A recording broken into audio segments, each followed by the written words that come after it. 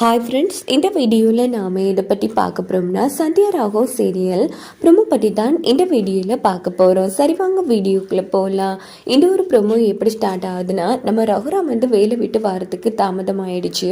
உடனே ரகுராமுக்காக வெயிட் பண்ணிவிட்டு ஜானகி என்ன பண்ணுறாங்கன்னா டைனிங் டேபிள்லேயே தூங்கிடுறாங்க. அப்படின்னு பார்த்து ரகுராம் ஜானகி என்ன பண்ணிட்டு இருக்கு, எழுந்திரி அப்படின்னு சொன்னதும், வாங்க என்ன ஜானகி தூக்கம் வந்தா போய் தூங்க வேண்டியது தானே, இங்கே படுத்திருக்க.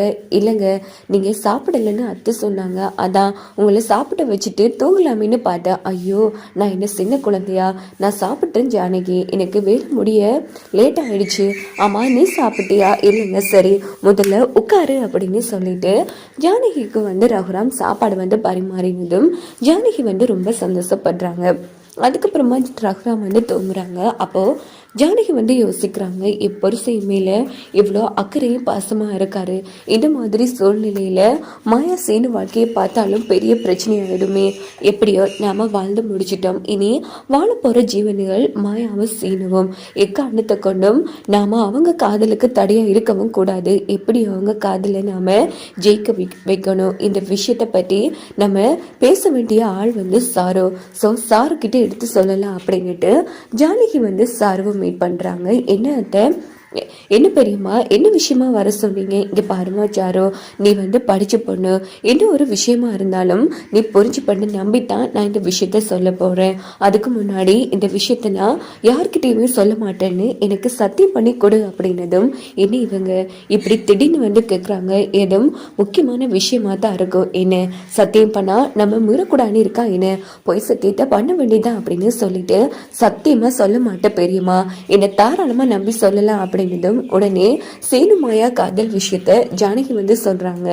இதுகிட்ட சாரு செம்ம அதிர்ச்சியாராங்க. பெரியம்மா என்ன சொல்றீங்க? அப்பனா சேனு என்ன ஏமாத்திட்டாரா? அப்போவே சொன்னேன், இந்த மாயாவுக்கு சீனுவுக்கு இடையில ஏதோ ஒரு விஷயம் இருக்குன்னு. ஆனா நீங்க தான் என் பேச்சு உதாசீனப்படுத்திட்டீங்க பாத்தீங்களா?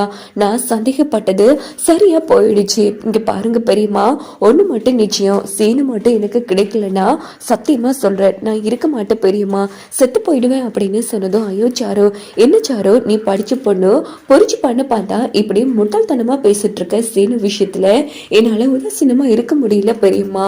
எனக்கு சீனுன்னா அவ்வளோ பிடிக்கும்.